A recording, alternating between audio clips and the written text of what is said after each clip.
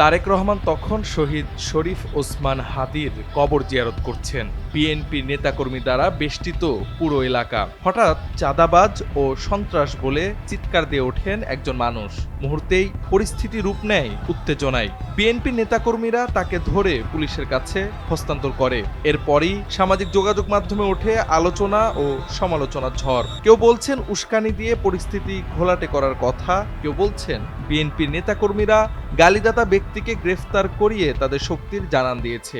তবে সকল আলোচনা সমালোচনাকে ভেস্তে দিয়ে তারেক রহমানকে চাঁদাবাজ বলা সেই মানুষটির মুক্তি চেয়ে বিবৃতি দিয়েছে বিএনপি। জানা যায়, চাঁদাবাজ বলে কটূক্তিকারী শহীদুল ইসলাম একজন শিক্ষক। রাজধানীর গাবতলী কারিগরি প্রশিক্ষণ কেন্দ্রের উপাধ্যক্ষ হিসেবে দায়িত্ব পালন করছেন।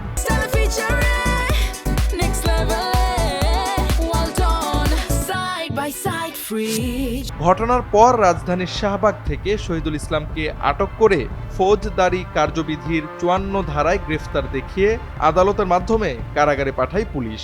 শিক্ষকের মুক্তি চেয়ে বিএনপির দেওয়া বিবৃতিতে বলা হয়, নিজের মত প্রকাশের কারণে তাকে গ্রেফতার ও কারাগারে পাঠানো সঠিক হয়নি। বিএনপি মনে করে একটি গণতান্ত্রিক দেশে যে কোনো ব্যক্তির মত প্রকাশের স্বাধীনতা রয়েছে। বিএনপি গণতন্ত্র তথা মানুষের বাক ব্যক্তি স্বাধীনতার জন্য সংগ্রাম করে আসছে। বিএনপি এটাও বিশ্বাস করে যে মত প্রকাশের স্বাধীনতা একটি মৌলিক মানবাধিকার ও নাগরিক অধিকার, যা ব্যক্তিকে নির্ভয়ে নিজের চিন্তা, মতামত ও বিশ্বাস প্রকাশ করার স্বাধীনতা দেয়। তাছাড়া নিজের মত প্রকাশের কারণে একেএম শহীদুল ইসলামকে গ্রেফতার ও কারাগারে পাঠানো সঠিক হয়নি বলে অবিলম্বে তাকে নিঃশর্ত মুক্তি দিয়ে মানুষের গণতান্ত্রিক অধিকারকে সম্মান দেওয়ার অনুরোধ জানানো হয় ওই বিবৃতিতে।